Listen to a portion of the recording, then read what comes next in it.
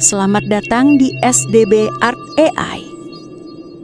Di sebuah desa kecil yang tenang, jauh dari hiruk-pikuk kota, terdapat sebuah jembatan tua yang sudah berdiri puluhan tahun.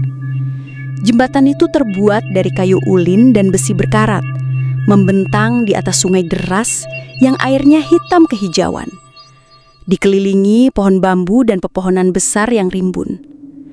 Jembatan itu dikenal warga dengan sebutan Jembatan Ratapan. Bukan tanpa alasan.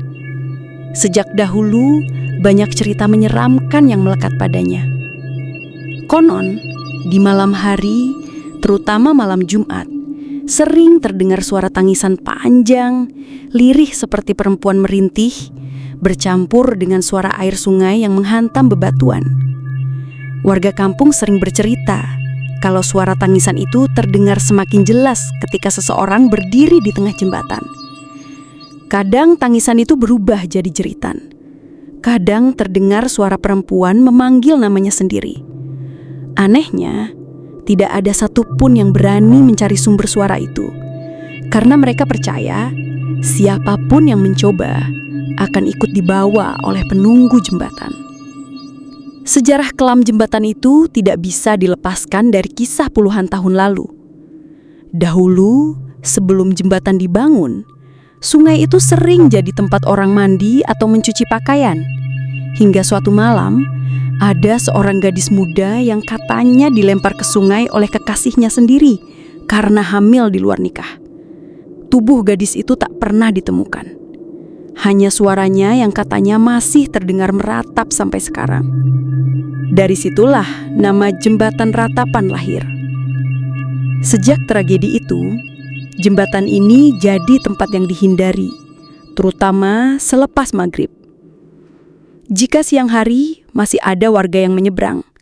Tapi begitu malam datang, jembatan itu sunyi. Hanya suara air sungai dan dedaunan bambu yang bergesekan tertiup angin. Warga percaya jembatan itu adalah batas antara dunia orang hidup dan dunia arwah penasaran. Beberapa orang saksi mata pernah bersumpah melihat sosok perempuan berambut panjang duduk di ujung jembatan, menangis sambil menutup wajahnya. Ada juga yang mengaku mendengar suara langkah kaki di belakangnya, padahal saat menoleh tidak ada siapapun. Hingga akhirnya banyak orang berkata, kalau kau berani berdiri di atas jembatan itu saat tengah malam dan mendengar tangisan, jangan pernah menoleh. Karena yang berdiri di belakangmu bukan manusia. Kisah ini terus diwariskan dari mulut ke mulut, membuat nama Jembatan Ratapan semakin dikenal angker. Namun, seperti biasa, ada saja orang yang penasaran dan mencoba membuktikan sendiri. Dan dari situlah, tragedi demi tragedi baru terus terjadi. Ardi, seorang pemuda desa berusia 22 tahun, terkenal pemberani sekaligus sedikit congkak. Dia sering mengajak cerita-cerita mistis yang berkembang di kampungnya. Baginya, semua itu hanya takayul untuk menakut-nakuti anak kecil. Suatu malam Jumat selepas Isya, ketika warga kampung sudah menutup pintu rumah dan suasana jadi sepi, Ardi mengajak dua orang temannya nongkrong di warung kopi dekat balai desa. Obrolan mereka melebar ke cerita horor, dan tentu saja topik tentang Jembatan Ratapan muncul. Palingan cuma suara angin sama air sungai doang, orang kampung aja yang lebay, kata Ardi sambil menertawakan. Temennya, Ujang, mencoba menegur. Dah gitu Di, aku pernah lewat situ jam 11-an malam, sumpah kayak ada yang ngikutin, bulu kuduk merinding kabeh. Ardi hanya mencibir. Kalau gitu, ayo malam ini kita buktikan. Aku berani berdiri di tengah jembatan sampai sejam. Kalau ada hantu, biar dia nongol sekalian. Teman-temannya sebenarnya takut, tapi karena gengsi, mereka akhirnya ikut Ardi. Jam menunjukkan pukul 11 malam ketika mereka bertiga sampai di ujung jembatan. Angin malam menusuk kulit, daun bambu bergesekan menghasilkan suara mendesing, dan sungai di bawahnya terdengar deras, seakan membawa sesuatu. Ardi melangkah santai ke tengah jembatan, hanya berbekal rokok yang menyala. Ia menepuk dadanya sendiri, berkata keras, "Hoi, katanya ada kuntilanak nangis di sini. Sini muncul kalau berani, jangan cuma bisa nangis doang." Ujang dan Bayu, dua temannya, hanya berdiri agak jauh, menunggu di ujung jembatan sambil waspada. Awalnya tak ada yang aneh, tapi 5 menit kemudian, udara mendadak berubah dingin, seperti ada kabut tipis yang turun. Suara jangkrik mendadak hilang, digantikan suara tangisan lirih. Sangat pelan, tapi jelas berasal dari arah sungai. "Cih, nih pasti suara angin lewat air," kata Ardi, pura-pura santai, meski bulu kuduknya mulai berdiri. Tangisan itu makin lama makin keras, berubah menjadi rintihan panjang. Suara perempuan, terseduh, seakan sedang menahan sakit hati yang dalam. Ardi mencoba tetap cuek, menyalakan rokok lagi. Tapi, tiba-tiba, dari arah belakangnya, terdengar suara langkah kaki. Pelan, teratur, cetak, cetak, cetak. "Bayu, Ujang, kalian ikut ke sini ya?" Ardi menoleh, tapi tidak ada siapa-siapa. Teman-temannya masih di ujung jembatan, justru teriak panik. "Di, jangan nengok ke belakang." Ardi terpaku. Suara langkah itu semakin dekat seolah tepat berada di belakang telinganya. Tangisan itu berubah jadi tawa lirih, pelan tapi menusuk. Ardi gemetar. Rokok yang dipegangnya jatuh, kakinya mendadak lemas. Dalam ketakutan, ia langsung lari pontang-panting ke arah teman-temannya tanpa berani menoleh lagi. Mereka bertiga akhirnya kabur meninggalkan jembatan. Tapi keanehan tidak berhenti di situ. Sesampainya di rumah, Ardi masih mendengar tangisan lirih itu, seakan mengikuti sampai ke kamarnya. Malam itu ia tidak bisa tidur, telinganya berdenging, dan setiap kali memejamkan mata, ia melihat sosok perempuan berambut panjang duduk di ujung jembatan, menangis sambil memanggil namanya. Dan esok paginya, warga kampung gempar. Seekor kambing milik Ardi ditemukan mati di halaman rumah dengan leher hampir putus, seperti disayat sesuatu. Sejak kejadian malam itu, Ardi mulai berubah. Biasanya dia selalu jadi orang yang paling ramai di tongkrongan, tapi sekarang sering melamun. Teman-temannya, Ujang dan Bayu, juga ikut merasa aneh.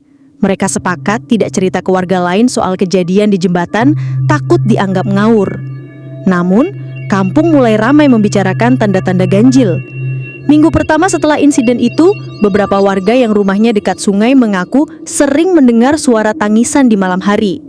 Tangisan perempuan yang panjang, lirih, dan seringkali diikuti dengan suara langkah seperti orang beriringan.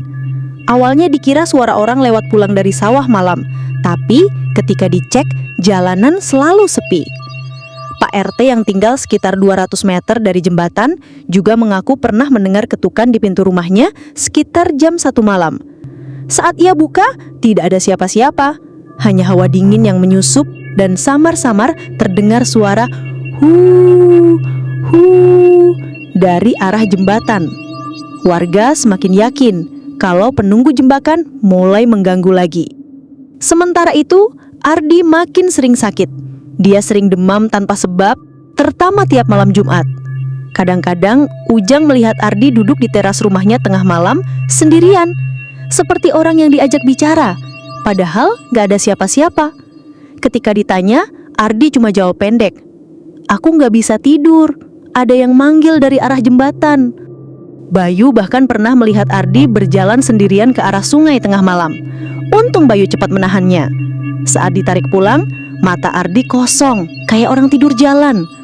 Semua itu bikin Ujang dan Bayu akhirnya cerita ke kiai kampung. Kiai itu memang orang tua yang dituakan, sering jadi tempat warga bertanya soal hal-hal gaib. Mendengar cerita itu, wajah kiai mendadak serius. Kata kiai, jembatan itu bukan jembatan sembarangan. Dari dulu sudah ada korban jiwa di situ, perempuan yang bunuh diri di masa lalu. Katanya sampai sekarang belum tenang. Dan kalian yang menantang di sana sudah diikutinya. Itu sebabnya Ardi sakit. Ujang dan Bayu saling pandang, merinding mendengar penjelasan itu. Kiai lalu memberi pesan, jangan ada yang lewat jembatan itu selepas maghrib. Kalau dengar suara tangisan, jangan hiraukan. Dan Ardi harus segera dibersihkan. Kalau tidak, bisa jadi dia yang jadi tumbalnya. Ucapan itu makin membuat mereka yakin bahwa teror ini nyata, bukan sekedar angin atau halusinasi. Namun yang paling bikin geger, 2 hari setelahnya, seorang ibu rumah tangga bernama Bu Marni ditemukan pingsan di tepi jembatan tepat menjelang subuh. Warga yang menolong bilang tubuhnya dingin sekali, wajahnya pucat, dan dia hanya berbisik lirih. Ada perempuan nangis, rambutnya nutupin muka. Dia nunjuk ke rumah kalian. Sejak itu, warga kampung jadi benar-benar takut. Setiap lewat jembatan, selalu ada yang sengaja jalan memutar jauh. Malam-malam jadi sepi. Orang-orang memilih ngumpul di dalam rumah saja. Dan Ardi, kondisinya semakin buruk. Malam-malamnya penuh teriakan. Kadang dia berlari keluar rumah sambil menjerit, "Jangan tarik aku, jangan bawa aku." Tetapi ketika dipeluk oleh ibunya, ia hanya menangis seperti anak kecil. Sejak kejadian Bu Marni pingsan di tepi jembatan, warga kampung makin resah. Jembatan itu benar-benar jadi tempat terlarang. Anak-anak dilarang main dekat sungai. Bapak-bapak yang biasanya nongkrong habis Isya pun bubar cepat-cepat. Tapi namanya juga pemuda, ada saja yang penasaran. Suatu malam, sekitar jam 11:30, 3 orang pemuda kampung, Jamal, Randy, dan Beben, nekat lewat jembatan itu sepulang dari hajatan di kampung seberang. Awalnya mereka jalan sambil bercanda. Tapi begitu sampai di tengah jembatan, suasana jadi berubah. Angin tiba-tiba berhenti, sunyi. Hanya terdengar suara aliran sungai yang dalam. Jangan bercanda dulu, sepi banget ya, kata Randy sambil menoleh ke kiri kanan. Beben mencoba menenangkan. Udahlah, jangan mikir aneh-aneh. Tapi langkahnya terasa berat, seolah papan jembatan itu menahan mereka. Lalu terdengar suara, "Huuuuh." Tangisan lirih panjang jelas sekali dari bawah jembatan. Mereka bertiga langsung berhenti. Jamal, yang paling depan, memberanikan diri mengintip ke bawah. Air sungai tampak gelap, tapi samar-samar ada sesuatu yang putih bergerak, seperti kain panjang yang terombang-ambing. Tiba-tiba, suara itu makin jelas, seperti ada perempuan tepat di samping telinga mereka. "Tolong, ikut aku." Randy langsung jatuh terduduk. Wajahnya pucat pasi. Jamal menarik tangan Randy. "Ayo lari! Lari!" Mereka berlari sekuat tenaga. Tapi anehnya, jembatan itu terasa panjang tak berujung. Semakin mereka lari, semakin jauh seolah tak sampai-sampai di ujung. Sampai akhirnya Beben menoleh ke belakang. Dan dia melihat jelas. Di tengah jembatan berdiri sosok perempuan berambut panjang. Wajahnya tertutup, gaunnya lusuh basah. Tangannya terulur menunjuk mereka bertiga. Beben langsung menjerit sekeras-kerasnya dan pingsan di tempat. Jamal dan Randy akhirnya berhasil menyeret Beben keluar, baru kemudian jembatan itu kembali seperti normal. Panjangnya biasa lagi, seolah mereka barusan cuma berhalusinasi. Tapi keringat dingin dan rasa takut itu nyata. Keesokan harinya, Beben sakit keras. Tubuhnya panas tinggi, tapi anehnya telapak kaki dan tangannya sedingin es. Mulutnya komat-kamit seperti bicara dengan seseorang yang tak terlihat. Orang-orang kampung yakin penunggu jembatan ratapan sedang menagih tumbal lagi. Kabar itu cepat menyebar. Warga jadi tambah yakin bahwa cerita Ardi dulu bukan kebetulan. Semua ini benar-benar terjadi dan korban berikutnya bisa siapa saja. Sejak malam kejadian, rumah Beben tak pernah sepi. Warga bergantian datang menjenguk, tapi suasana di dalam rumah terasa aneh. Bau kemenyan samar-samar, suara tangisan ibunya yang tak pernah berhenti, dan Beben yang terbaring dengan mata melotot kosong ke langit-langit. Kadang tubuhnya kaku, kadang mendadak menggeliat seperti orang tenggelam.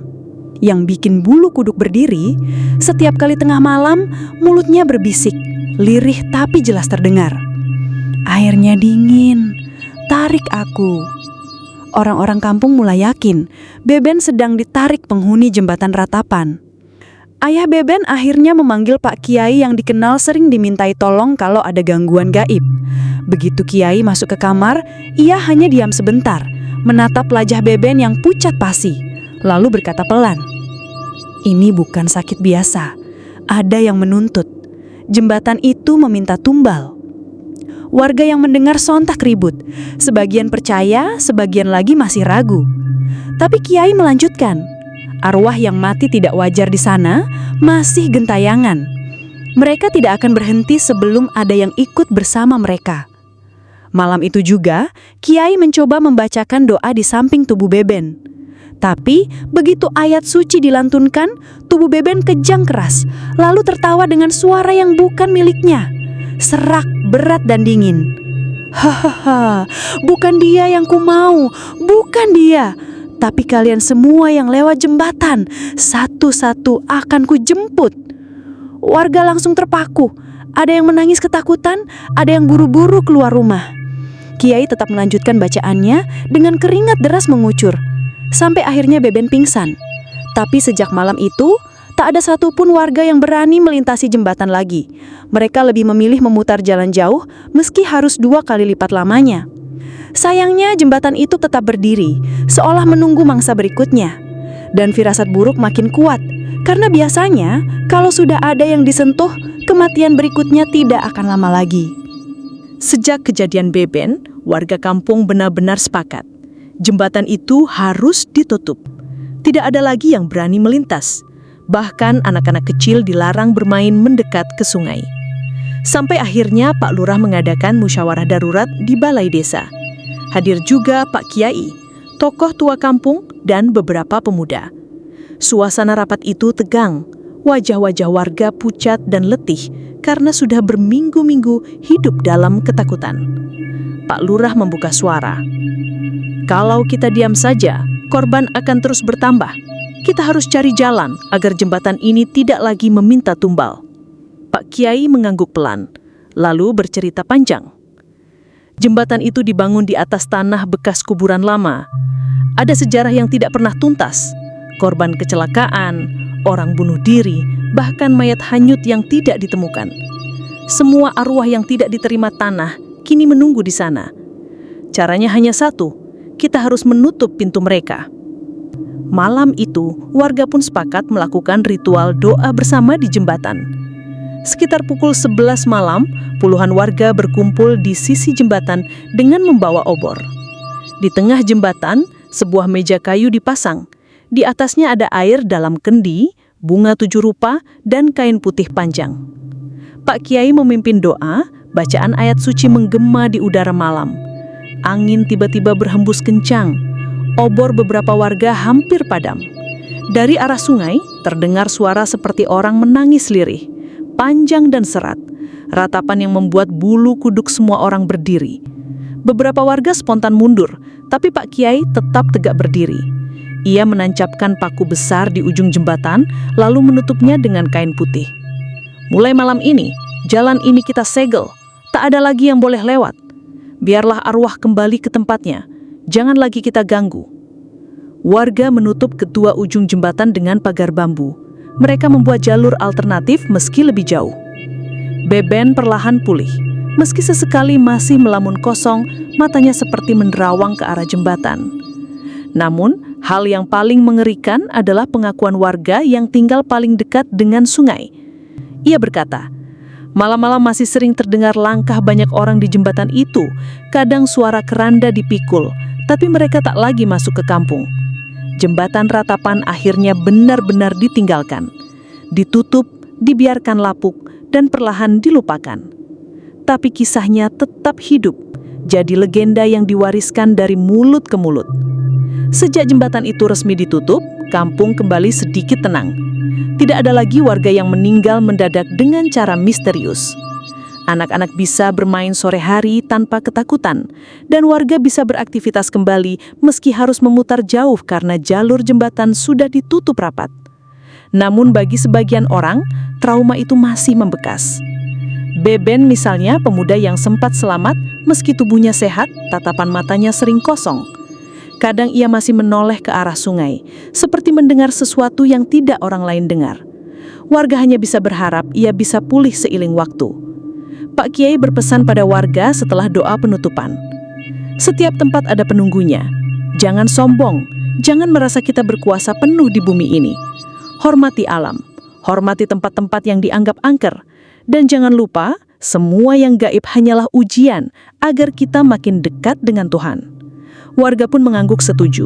Dan sejak itu, jembatan ratapan menjadi legenda yang dituturkan dari generasi ke generasi. Bukan sekedar kisah seram untuk menakut-nakuti anak kecil, tapi pengingat bahwa hidup dan mati hanya sekejap. Jangan pernah meremehkan tanda-tanda gaib yang kadang hadir tanpa diminta. Dan yang paling penting, jangan jauh dari doa, karena hanya itu benteng manusia yang sesungguhnya. Kini, jembatan itu dibiarkan runtuh dimakan usia. Rumput liar menutupi sisinya, papan kayu lapuk jatuh ke sungai, hanya menyisakan cerita. Tapi setiap kali angin malam bertiup melewati kampung, masih ada beberapa orang yang bersumpah mendengar suara langkah-langkah berat. Seperti rombongan orang yang sedang memikul keranda. Dan warga selalu menutup pintu rapat-rapat, berbisik lirih dalam hati. Semoga itu hanya angin lewat, bukan arwah yang menjemput. SDB Art AI. Bye-bye.